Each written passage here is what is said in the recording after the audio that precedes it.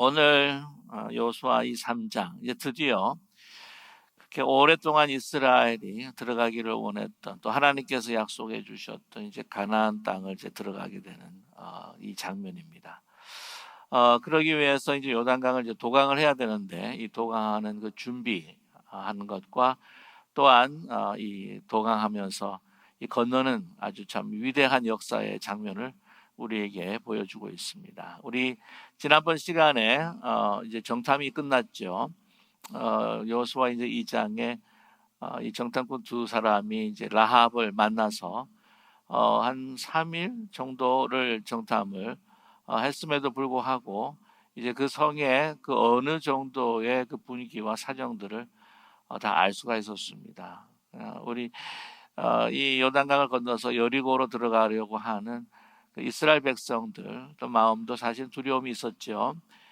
심지어는 여호수아에게 마음에도 두려움이 있었기 때문에 하나님께서 여호수아에게 이 여호수아 1장을 보게 되면 너는 강하고 담대하라라고 얼마나 많이 말씀을 하셨습니까? 두려워하지 말고 놀라지 말라. 내가 너와 함께 하겠다라고 이렇게 강조하시면서 말씀을 하셨습니다.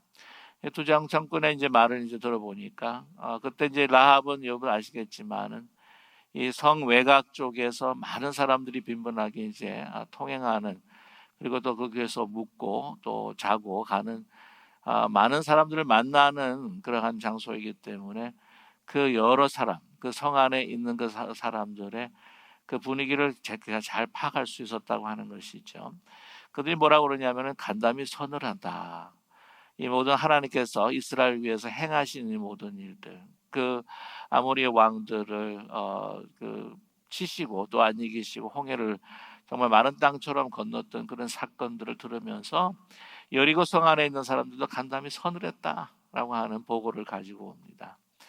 이제 자신감 있게 이제 도강을 하기 위해서 시뜸을 떠나는 장면이 오늘 1절에 나타나 있습니다. 그래서 오늘 이제 그 거사를 시작하기 전에 여호수아는 아침에 일찍 일어났다고 이렇게 이야기를 하고 있습니다. 이 보통 참 그 위대한 일들을 보게 되면은 안 좋은 일들은 주로 이제 밤에 일어나긴 하지만은 이게 좋은 하나님의 위대한 역사들은 이제 새벽에 일어나지 않습니까? 아침 일찍 일어납니다. 시편을 봐도 정말 새벽에 너를 내가 도우리라 하는 말씀도 있는 것처럼 이제 그 역사적인 그 위대한 그 날을 위해서 이제 행진을 하는데 아침 일찍 일어날 수밖에 없었을 것입니다. 그래서 이제 자손과 더불어 이제 시딤에서 이제 떠나게 됩니다. 그래서 한 12km 정도의 긴 그 거리를 또한 그 여행을 하고 난 다음에 이제 요단에 이르게 되죠. 요단 그 목전에 이제 이르게 되어서 거기서 이제 유숙을 하게 됩니다. 텐트를 치고 거기 보게 되면 오늘 한 사흘 정도를 이제 유숙을 하고 있는 것을 알 수가 있는데, 2절에 보게 되면은 사흘 후에 관리들이 이제 진중으로 두루 다니면서 이제 백성에게 명령을 했다고 합니다. 우리 3절 말씀 보게 되면은 어떤 말이냐면, 레위 사람 제사장들이 너희 여호와 하나님 여호와의 언약궤를 메는 것을 보거든 너희가 있는 곳을 떠나 그 뒤를 따르라. 이제 언약궤가 이제 움직일 때에 너희들도 이제는 이제 떠나고 움직여야 한다. 그 뒤를 따라야 할 것이다라고 이렇게 말씀을 하고 있습니다. 오늘 보면은 이제 이 제사장들이 언약궤를 메고 이제 가겠다라고 이렇게 말씀하시는데, 본래는 이 고핫 자손들이죠. 레위 지파 가운데에서 이제 제사장이 아니라 이제 고핫 자손들이 본래 이렇게 언약궤를 메게 돼 있는데, 이번 말은 좀 특별합니다. 그죠? 레위 그 지파 가운데에서 아무나 제사장이 되지 않죠. 제사장이 되는 사람들은 여러분 아시다시피 아론의 자손들만 제사장이 됩니다. 다른 레위 사람들은 이제 그 성막, 그리고 이 성소들을 이제 관리하고 또 청소하고 또 뒷일들을 봐주고 하는 것들을 담당하는 사람들인데, 제사장은 이제 아론의 후손들만 이제 제사장이 될 수가 있죠. 근데 오늘 이번은 특별합니다. 하나님의 위대한 역사 앞에서 이 요단강을 이제 도강하는 데 있어서 정말 하나님께서 이제 나가신다. 제사장들이 이제 갖고 나가는 것은 이 보면은 하나님의 그 임재가 우리 가운데 있다고 하는 것을 더욱더 분명하게 나타내 주기 위해서 제사장으로 하여금 이 언약궤를 매게 했던 것이죠. 그래서 하나님의 그 임재와 그 능력, 또 하나님과 이스라엘의 아름다운 그 관계를 이야기해 주고 있는 그 제사, 예배를 상징을 하는 이 제사장들이 다른 경우와는 다른 때와는 달리 이 언약궤를 메고 나가는 것입니다. 그래서 그 뒤를 따르라라고 이렇게 이제 그 인스트럭션을 이제 주고 있습니다. 이 사절을 보게 되면 이제 따를 때 어떻게 따를 것인가라고 하는 것을 말씀해주고 있는데 그 사이 거리가 2000규빗이 되게 하라. 그래서 보통 1규빗 정도가 되면은 보통 이제 이 팔목에서 이 팔 그 손까지의 거리. 그래서 보통 1규빗 정도 되면 한 45cm 정도가 돼요. 그래서 2000규빗 정도 하게 되면은 뭐 좀 짧은 팔을 가지고 계신 분들을 하게 되면은 한 900m, 좀 긴 팔을 가지고 계신 분들을 하게 되면 한 1km 정도가 됩니다. 꽤 먼 거리죠. 그래서 왜 이렇게 한 거리를 멀리 두고 따르라고 한 것일까 하는 것을 생각해 볼 수가 있습니다. 그것은 이제 모든 이제 따르는 백성들이 얼마나 많겠습니까, 그렇죠? 뭐 60만으로 이제 봤을 때 4인 가족 쳐도 제가 말씀을 드리지만은 4, 6, 24, 뭐 240만에서 300만 정도 되는 그 정도의 그 사람들이 뒤를 따르는데 이 가까이 오면은 앞에 사람들만 볼 수밖에 없죠. 그냥 멀리 이렇게 떨어져 있으면은 정말 많은 사람들이 한꺼번에 같이 그것을 볼 수 있다는 것입니다. 아니 그 뭐 앞에 양들처럼 보게 되면 이제 양들이 그 앞에 가는 그 양들을 뒷구멍 뒤를 보면서 이렇게 쭉 쫓아가는 이제 경우가 많은데 뭐 그렇게 하면 되지 않겠는가 하는 생각을 갖게 되지만 그게 아니라 더 많은 사람 이스라엘 백성들이 이제 따를 때에 이 이스라엘 백성들이 따를 때에 더 많은 이스라엘 백성들이 이 언약궤 이 법궤에 대한 하나님께서 이스라엘 주시기 원하시는 그 분명한 묵상할 메시지가 무엇인가 하는 것을 보여주시길 원하셨다는 것입니다. 이제 물론 거리를 이렇게 뜨게 되면은 하나님의 그 거룩하심과 또한 그 이스라엘 백성들이 그 거룩함을 경외하는 그 마음을 나타내는 그러한 거리라고도 우리가 이야기할 수가 있겠죠. 초월적인 하나님, 거룩하신 하나님, 그 하나님에 대한 이 거리를 통해서 그것을 나타낼 수 있고 또 상징할 수 있지만 그보다 더 중요한 것은 뭐냐면은 온 백성들이 따를 때 그 법궤를 바라보면서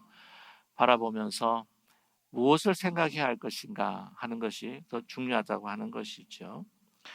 자, 4절에 그 이야기를 말씀을 드리기 전에 한 가지 꼭 언급해 드려야 될 것이 뭐냐면은 그것을 가까이 하지 말라. 그리하면 어떻게 해요? 너희가 행할 길을 알리니 라고 이렇게 말씀하고 있어요. 너희가 이전에 이 길을 지나보지 못하였음이니라 하니라 라고 이렇게 말씀하고 있습니다. 이전에 이 길을 지나보지 못했다. 이 길을 너희가 행할 길을 알 것이다. 왜 행할 길을 내가 이렇게 알려줘야 되는 것을 이유가 무엇이냐면 이전에 이 길을 지나보지 못했다. 이 길을 지나보지 못했다라고 하는 것은 지형적인 어떤 지리적인 이야기도 되겠지만 이것은 어떤 심적인 영적인 이야기도 됩니다. 그래서 이들이 2세대지 않습니까? 2세대이기 때문에 뭐 당연히 가나안 땅이 그 조상 아브라함과 이삭과 야곱의 그 땅을 밟아본 적이 없습니다. 그 400년 거의 400년 동안을 그 애굽에서 종살이 하던 그 다음 차세대 광야에서 태어난 이들이 더 많죠. 그러한 이세들이 이 지형적으로 보게 되면 밟아보지를 못했죠.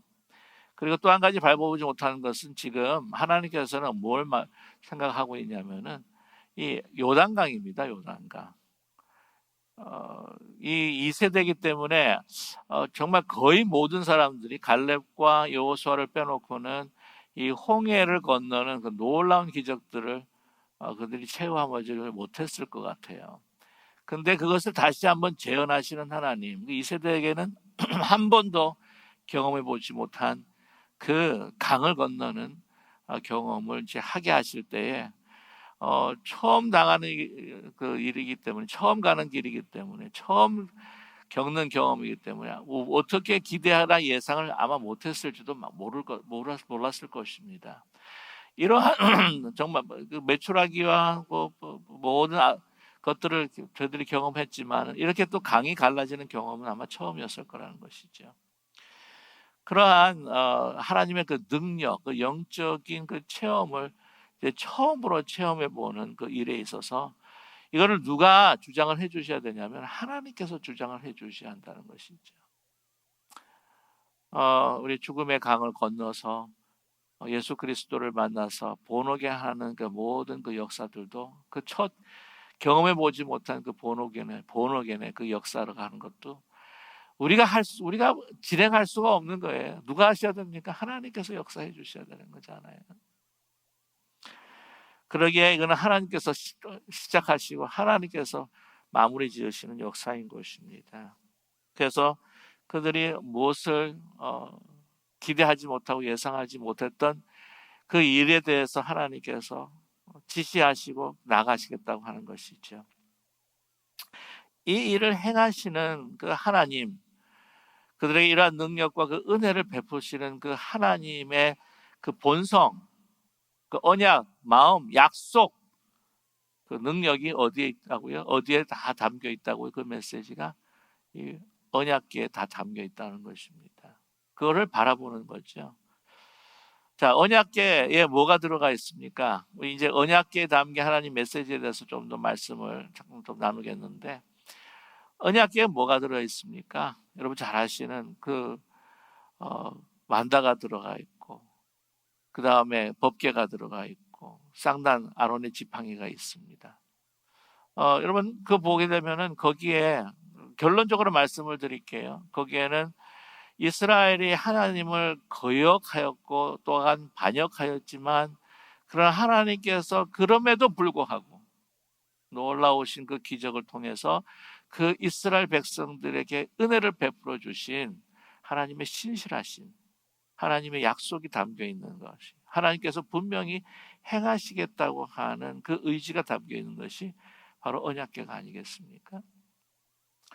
여러분 그 아론의 쌍난 지팡이 이렇게 보게 되면은 뭐 아시겠지만은 이제 거의 38년이 이제 지나고 난 다음에 이제 목전에 두었을 때 그 사촌이죠. 그 모세와 아론의 그 사촌이 되는 그 고라의 자손들이 한 250명이, 아니 왜 아론만이 제사장이 되고 아니 왜 모세만이 그 지도자가 되느냐, 기분 나쁘다 그래가지고는 반역을 일으키지 않았습니까?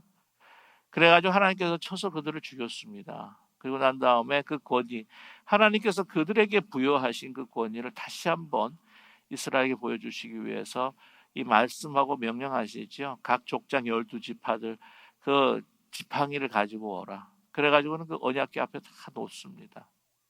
그랬을 때에 누구의 지팡이만 이 싹이 나요? 아론의 지팡이만 싹이 납니다. 그때 하나님께서 말씀을 하시죠. 민수기 17장 10절의 말씀인데, 여호와께서 또 모세에게 이르시되 아론의 지팡이는 증거궤 앞으로 도로 가져다가 거기 간직하여 반역한 자에 대한 표징이 되게 하여 그들로 내게 대한 원망을 그치고 죽지 않게 할지니라.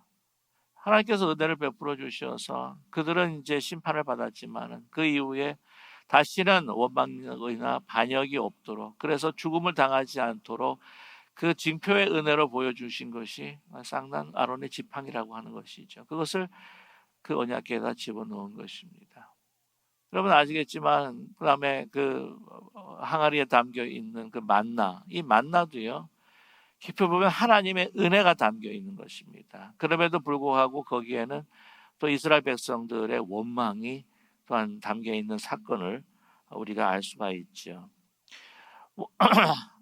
이 만나를 주신 하나님께서 그들에게 만나를 주신 그 이유를 분명히 신명기 8장 3절에서 말씀을 하십니다. 너를 낮추시며 너를 줄이게 하시며 또 너도 알지 못하며 내 조상들도 알지 못하던 만나를 내게 먹이신 것은 사람이 떡으로만 사는 것이 아니요 여호와 입에서 나오는 모든 말씀으로 사는 줄을 내가 알게 하려 하심이라라고 이렇게 말씀하셔요. 그래서 여기는 영적인 메시지와 함께 하나님 앞에 하나님을 의지하고 정말 하나님 앞에 감사하는 마음을 가졌어야 되는데, 여러분 그러지 않고 계속 뭐 만나만 먹으니까, 아니 왜 만나만 먹이십니까? 왜 고기는 없습니까? 뭐 부추, 뭐 수박, 마늘 이런 것들이 막 없다고 해가지고 막 원망하는 이스라엘 백성들의 그 소리를 들을 수가 있어요. 그 민수기 11장 5절에 보게 되면, 우리가 애굽에 있을 때에는 값없이 생선과 오이와 참외와 부추와 파와 마늘 이런 것들이 먹은 것이 뭐 생각이 나거늘 하면서 막 원망을 합니다. 그럼에도 불구하고 하나님께서는 뭐를 내려주세요? 메추라기도 주시고 또한 이렇게 만나를 끊임없이 그 원망에도 불구하고 제공을 하셨다고 하는 사실입니다. 그러니까 하나님의 은혜가 담겨 있는 거죠. 거기에 비해서 이스라엘의 원망과 또한 그 하나님을 향해서 막 타박하는 그런 메시지가 들어가 있는 것이 만나입니다. 여러분 너무나 잘 아시겠지만은 그 십계명, 이 연약계 안에 들어가 있는 그 십계명을 한번 잘 살펴보세요. 이 십계명이 맨 처음 받은 돌판 십계명이 아닙니다. 두 번째 돌판이에요. 여러분 아시죠? 왜 첫 번째 하나님께 받은 그 돌판이 왜 깨졌는지. 40일 동안 시내산에 올라가서 하나님의 그 말씀을 받으면서 십계명을 받는데, 그 밑에는 막 여기 보게 되면 출애굽 32장에 나옵니다. 막 얼마나 거기에서 막 금송아지를 만들면서 하나님 앞을 하나님을 모독하는 죄를, 정말 우상을 숭배하는 죄를 범했는지. 그래서 그걸 보면서 모세가 다 그냥 깨버립니다. 나중에 그렇게 범했던 사람들을 갖다가 그 돌판을 깨가지고 갈아가지고 먹이게 하지 않습니까? 나중에 다시 올라가서 두 번째 돌판을 받는 거예요. 하나님께서 얼마나 역정하셨는지. 야, 쟤네들 이제 다 쓸어버리고 너랑 같이 이제 새롭게 민족을 한번 시작해 볼래 할 때 막, 이 막 모세가 참 참다운 지도자는, 제가 생명이 이름책에 없을지라고 할지라도 그들을 살려달라고 얼마나 기도를 하고 있습니까? 두 번째 돌판을 받았잖아요. 하나님의 은혜로 두 번째 돌판을 받았습니다. 그것을 집어넣은 것이죠. 그러면 이스라엘 백성들의 원망과 정말 그 하나님 앞에 그 반역함에도 불구하고 하나님께서는 끝까지 신실하게 여기 가나안 땅, 이스라엘 백성들의 인도해 주신 하나님의 그 분명한 그 은혜와 능력의 메시지가 담겨 있지 않습니까? 여러분 아시겠지만은 그 모든 담겨 있는 그 법계 위에 뭐가 있어요? 시은 자, 시은 소. 거기에 1년마다 그 어린 양을 피를 이렇게 뿌리잖아요. 그것이 뭐를 상징하고 있습니까? 예수 그리스도의 그 보혈의 피가 바로 그 시은소, 시은자. 그걸 그 모든 이스라엘 백성들의 죄를 덮으시고 역사하시는 하나님의 은혜가 바로 이 법궤가 아니에요. 그 법궤를 바라보라는 거죠. It's not your doing. 너희들이 하나님께 어떻게 한 것이 아니라 내가 너희를 위해서 행하시겠다는 것이지 않습니까? God's doing. It's my doing. It's not your doing. 행하시겠다고 하는 거죠. 인간의 눈에는 완전히 impossible 해 보이는 그 요단강. 그들은 그 요단강을 그냥 어떻게 하든지 뭐 어떤 방법을 써가지고는 건너가야 한다고 생각을 했었을 거예요. 놀라운 일은 그들 앞에서 이렇게 요단강이 갈라진다는 거죠. 마른 땅이 됩니다. 여러분, 나중에도 제가 한번 설명을 하겠지만 이거를 봤던 이스라엘들만 놀랐을까요? 아니에요. 여리고 사람, 아니 지금 그 수많은 사람들이 지금 요단강 앞으로 지금 전진해 오는데 여리고 사람들은 무슨 뭐 그 가만히 있었겠습니까? 앞에 정탐꾼들을 쫙 깔아놨을 거예요. 세상에 정탐꾼이 이 요단강이 갈라지는 역사를 보고 얼마나 혼쭐이 났겠어요. 그러니까 더 들어가가지고 여리고성을 굳게 문을 닫는 거잖아요. 그런 하나님의 그 놀라운 역사가 그냥 온 땅에 그 가나안 땅, 그 가나안 땅, 이스라엘 백성들뿐만 아니라 그 가나안 땅에 정말 알려질 만큼 그 놀라운 일들을 하나님, it's my doing이라는 거죠. 하나님께서 역사하시는 거죠. 나중에도 언급을 좀 하겠지만은 정말 우리 앞에 이 코로나19라고 하는 정말 초유의 이런 어려움의 그 경험들을 하시는 분들이 계실 거예요. 요단강과 같은, 홍해와 같은. 저는 분명히 이 어려움들을 하나님께서 신실하신 그 약속으로 행하시면서 우리 앞에 놓인 이 요단과 같은 코로나19의 그 어려움들을 이거는 가르게 하시고 우리를 건너가게 하시는 하나님의 역사를 이루어 주실 줄로 분명히 믿습니다. 자, 그걸 바라보라는 거예요. 그것이 벌써 마음과 심령의 성결함과 거룩함을 이루게 하는 것입니다. 그렇지 않습니까? 자, 오늘 말씀 보세요. 그래서 이제 여호수아가 백성에게 이릅니다. 그렇게 다 인스트럭션을 주고 난 다음에 이제 뭐라고 말씀하십니까? 여호수아가 또 백성에게 이르되 너희는 자신을 성결하게 하라. 여호와께서 내일 너희 가운데 기이한 일을 행하시리라. 여러분, 우리가 하나님께서 우리에게 약속하신 일들을 정말 하나님의 그 능력으로 행하시기 전에 우리가 가져야 할 자세가 무엇인지를 우리에게 분명히 말씀해 주고 있지 않습니까? 이게 뭐냐면 성결이라고 하는 거예요. 자신을 성결케 하라. 이게 어떻게 성결케 하고 있었을까요? 출애굽기 19장 같은 경우에 보게 되면은 이제 옷을 빤다든지 아니면 새 옷으로 갈아입는다든지 목욕을 한다든지 여인을 멀리하다든지 이런 모든 것들을 하면서 이런 과정 가운데서 이것이 하나의 어떤 외적인 하나의 종교 활동이 아니라 이렇게 하는 것은 뭐냐면은 그 하나님께서 행하실 일들에 대해서 내가 그것을 집중하며 하나님 묵상하며 기다리겠다고 하는 마음이에요. 이런 형식을 통해서 우리의 내면의 마음을 가다듬겠다고 하는 집중하겠다는 마음입니다.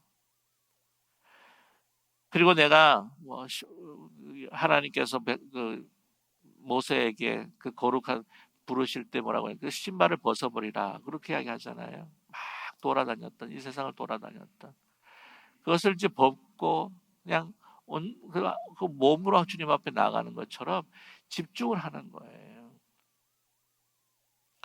그래서 너희 가운데 기이한 일을 행하시라. 저와 여러분, 하나님께서 우리에게 하나님의 놀라우신 일을 행하시기에 우리에게 주시고자 하는 그 말씀은 바로 우리에게 경건이라고 하는 것입니다. 성결케 하라. 하나님께 집중하는 거예요. 다른 세상에 그 주어졌던 나의 모든 이목들을 닫고 그거를 하나님 앞을 바라보는 그런 여러 가지 나를 도와줄 수 있는 일들을 해야 할 필요가 있다고 하는 것이죠. 우리가 그래서 제가 이 온라인 예배를 드릴 때에 예배 드리기 전에 그 주위에 있는 여러 가지 내 눈을 디스트랙션 할 수 있고 흐트러지게 할 수 있는 것들을 정리할 필요가 있다라고 제가 말씀을 드린 이유도 바로 거기에 있지 않습니까? 자, 여호수아가 제사장들에게 말합니다. 언약궤를 메고 이제는 여호수아가 이제 제사장들에게 이야기합니다. 앞으로 갈 때 어떻게 합니까? 요단강을 만나겠죠.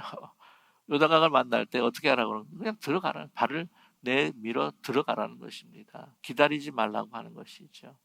이 부분은 이제 1세대들보다도 그때도 말씀을 드렸지만은 더 성장된 성숙된 그 믿음을 가지게 된 2세대를 향한 하나님의 또 요구이기도 합니다.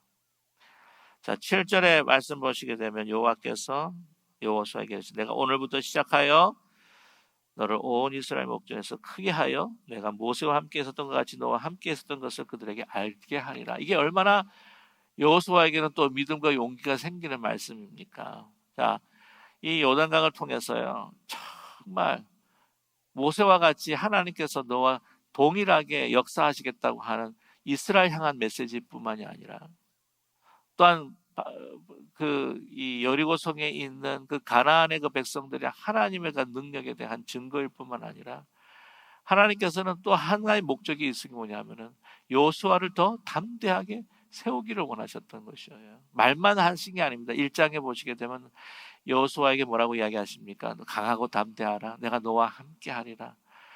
말만 하시는 분이 아니에요. 이 역사를 통해서 그 말씀이 정말 자기의 이 구체적인 경험으로 받아들여져서 확고한 믿음으로 세워지기 위한 하나님의 너무나도 아름다운 배려가, 그 약속이 정말 여기에 묻어있는 그런 말씀이 바로 오늘 말씀입니다. 너와 함께 있는 것을 그들에게 알게 하리라고 하는 것이죠. 자, 너는 언약궤를 맨 제사장 명령에 이르기를 너희 요단강 물에 이르거든 요단에 들어서라. 들어서라는 것이죠. 10절의 말씀입니다. 여러분 아시죠? 내가 내 밟는 땅, 1절에 여호수아에게 뭐라고 약속하셨습니까? 내 밟는 땅마다 이렇게 너의 땅이 될 것이다. 이 요단강을 밟을 때 이거는 너희들을 해를 끼치고 너를 제어하는 하나의 장애물이 아니라 너의 땅이 되는 거예요. 이 요단강마저도 하나님께서 약속하신 것처럼 밟을 때에 이것이 너희들이 걸어가는 땅이 되겠다는, 약속하신 것을 이루시겠다는 것을 오늘 말씀해 주시는 거예요. 말씀하시고 증거를 나타내 주시는 하나님이십니다. 그래서 10절에 거기에 있는 모든 족속들, 여러 족속들이 나와 있는데 7족속을 언급하죠. 이것보다 더 많습니다만은 이 7족속이라고 하는 그것을 통해서 가나안에 있는 그 모든 족속을 사실은 대표하는 족속들이기도 합니다. 자, 11절에 보라, 온 땅에 주의 언약궤가 너희 앞에서 요단강을 건너가나니. 자, 어떻게 하죠? 온 땅에 주 여호와의 궤를 자, 보셔 12절 12절에 보게 되면은 이제 거기에 이스라엘 지파 중에서 각 지파에 한 사람씩 12명을 택하라. 13절이죠. 온 땅의 주 여호와의 궤를 맨 제사장들이 발바닥이, 자, 요단 물을 밟고 멈추면 요단 물 거기 위에서 흘러내리던 물이 끊어지고 한 곳에 쌓여 서리라 라고 이렇게 말씀을 하고 있습니다. 오늘 여기서 꼭 또 봐야 할 것이 뭐냐면 13절의 말씀이에요. 온 땅의 주 여호와의 궤를 맨 제사장입니다. 온 땅의 주 여호와 하나님. 이 옛날에 고대 시대의 그 싸움이라고 하는 것은 신들의 전쟁이라고 여러분 혹시 아시고 계시겠지만은 이스라엘 백성들이 이제 여리고 이 요단강을 건너서 이제 여리고 성으로 이제 들어갈 때 지금 이스라엘이라고 하는 하나의 그 부족과 그 민족의 그 신이 이 여리고에서 섬기는 그 신하고 싸워서 그 땅을 뺏는 게 아니에요. 신과 신과의 싸움을 통해서 이긴 그 민족이, 그 신이 그 땅을 빼앗는 게 아닙니다. 이거는 하나님께서 온 땅의 주인이시고 이건 나의 땅을 다시 회복하는 클레임을 말씀하시는 것이 오늘 이 말씀인 거예요. 그 땅을 회복하는 겁니다. 뺏는 게 아니에요. 강한 신이 약한 신을 싸워서 그 약한 신의 땅을 빼앗는 게 아니라는 것이에요. 온 땅이, 좋아요 여러분, 이 온 세계가 하나님의 땅이라고 하는 것을 잊지 않는 우리 모두가 되기를 간절히 원합니다. 그래서 우리가 잊지 말아야 되는 것은, 우리가 그런 이야기도 많이 해요. 하나님의 나라가 확장이 되기를 원합니다. 그런 이야기를 하는데 이제 우리가 현실적으로 구체적으로 그런 이야기도 이렇게 되기를 원하는데, 본래는 우리가 성경적으로 본래 원리로 보게 되면 이 세계는 이란이나 이라크나 이 모슬렘이 있는 땅이라고 할지라도 그 땅이 그들의 땅처럼 보이지만은 그 땅도 누구의 땅이에요? 하나님의 땅인 거예요. 그래서 정확하게 이야기하자면 하나님의 나라가 확장되기를 원한다는 것보다는, 저도 그런 기도를 많이 쓰는데 엄밀히 보게 되면은 이 땅이 하나님의 땅이라고 하는 것을 선포를 하는 겁니다. 선교라고 하는 게. 이해가 되시죠? 그 땅은 본래 하나님의 땅이라고 하는 것을 클레임하고 그 땅이 하나님의 속해 있다고 하는 것이 선포하는 것, 그것이 사실 선교예요. 저요, 여러분의 심령이, 그러한 그 이교도의 그 심령이 본래는 그 사단 마귀에 붙잡혀 있지만은, 그러나 그들은 본래 누구의 자녀냐? 하나님께서 창조하신 백성이요, 하나님의 자녀라고 하는 것을 선포하는 거예요. 온 땅의 주인이십니다. 이 온 땅을 통해서 하나님께서 영광을 나타내시기를 원하시는 거죠. 그래서 그 여호와의 계를 발바닥, 그러니까 밟는 땅마다. 그래서 이것은 뭐냐? 하나님을 믿는 사람이 밟는 땅은 이것이 이걸 어떤 획득하거나 빼앗는 게 아니에요. 이건 하나님의 땅이라고 하는 것을 진정한 소유를 선포하는 행위인 줄로 믿습니다.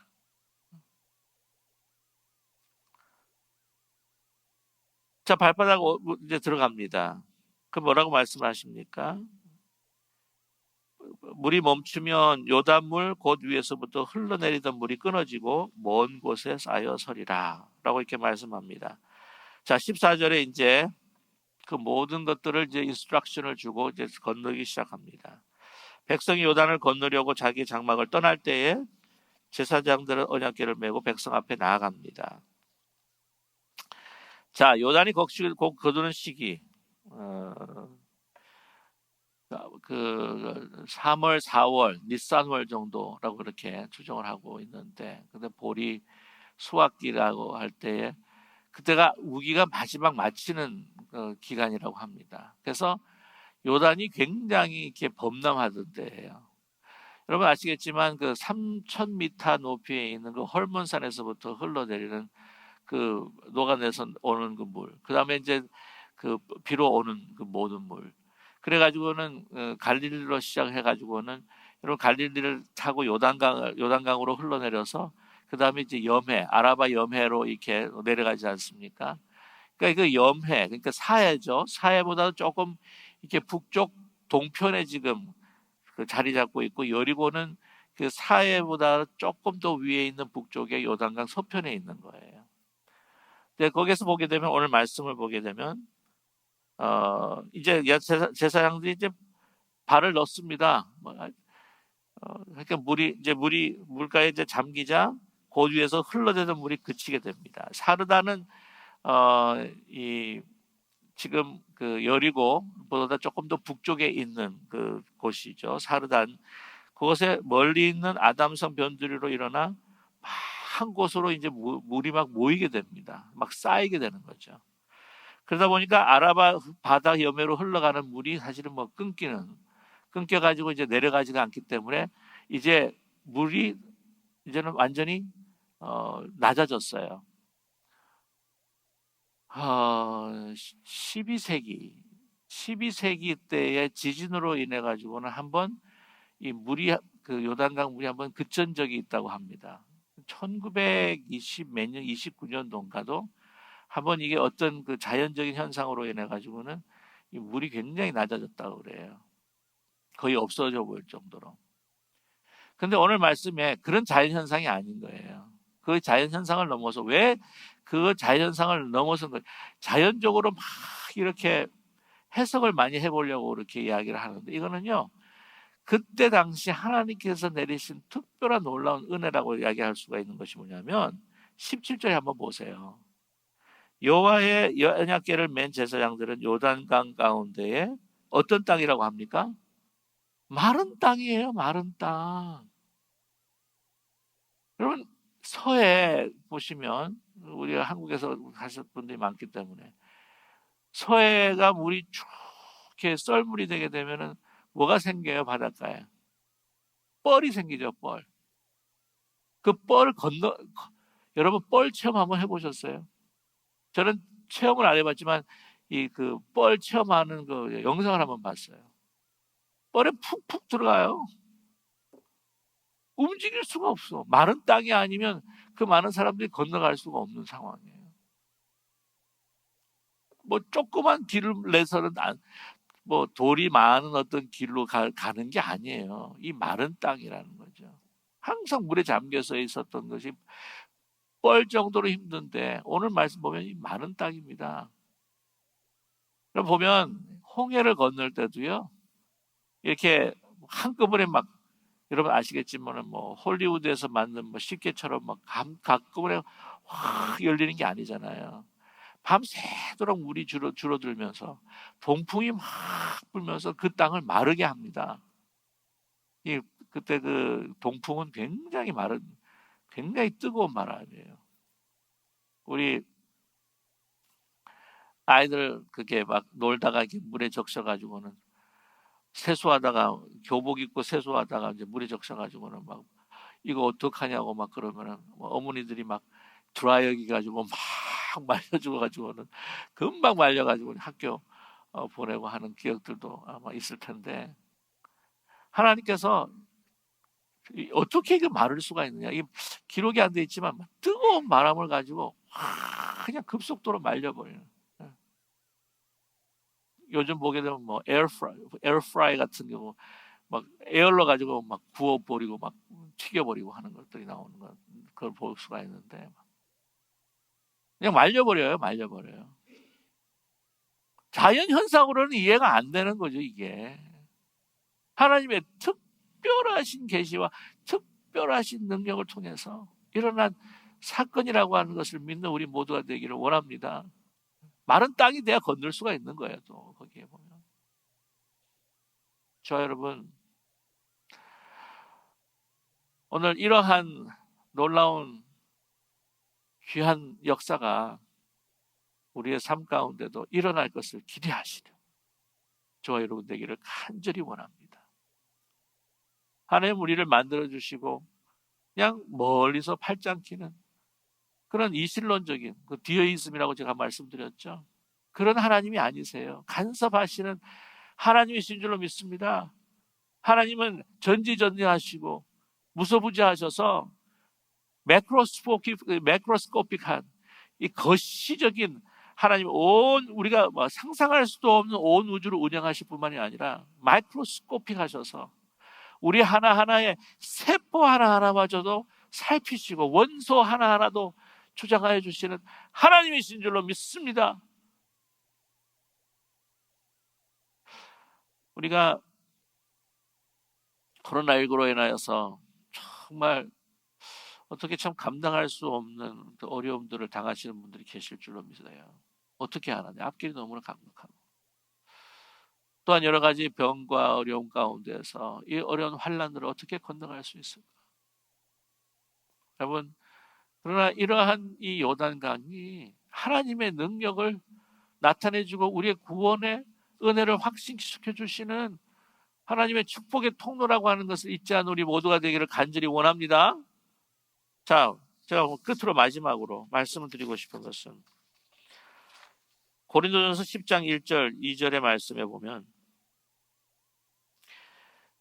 이 바울 사도가 이스라엘 백성들의 홍해의 그 기적을 이렇게 설명하고 있습니다. 형제들아 나는 너희가 알지 못하기를 원하지 않으냐니 우리 조상들이 다 구름 아래 있고 바다 가운데로 지나며 모세에게 속하여 다 구름과 바다에서 세례를 받고 그럼 홍해를 건너는 것이요 뭡니까? 세례를 받는 그 이스라엘 백성들이 세례를 받는 것으로 우리에게 예표적인 사건으로 우리에게 말씀해 주셨다고 나타내 주셨다는 거예요. 지금 이 세대가 너는 하나님의 백성이다. 하나님의 약속된 자녀들이라고 하는 것을 여러분 그 요단강을 건너가면서 이 신약적으로 이야기했을 때에 세례를 받는 사건이 바로 이 요단강을 건너는 사건입니다. 우리 가운데 이제 주님을 우리가 언젠가는 만날 때에도 저와 여러분 죽음의 강이 요단강이라고 하는 죽음의 강이 흐른다고 할지라도 저희들은요 이제 이 요단강을 건너서 온전한 하나님의 그 나라, 정말 그 영광이 찬란한, 흠도 없고 어떤 그 그늘도 없고 아픔도 고통도 없는 그 하나님의 놀라운 그 은혜를 받는 그 시간이 바로 이 요단강을 건너는 시간이 아니겠어요? 저와 여러분, 이 코로나19 사태가 너무 힘들고 어렵지만, 홍해가지고 건너기 힘든 요단강 같지만 하나님께서 이 모든 것들을 극복해 주시고 이것을 도강하시고 갈라주시고 우리가 건너갈 때에 우리는 분명히 다시 한번 하나님께서 우리의 하나님 되시고, 하나님만이 우리의 믿음이 주가 되시고, 하나님만이 우리의 구원의 소망이 되신다고 하는 것을 다시 한번 확인시켜 주시는 사건으로 만들어 주실 줄로 분명히 믿습니다. 이 믿음으로 승리하는 저와 여러분 되시기를 주님의 이름으로 간절히 축원합니다. 기도하겠습니다.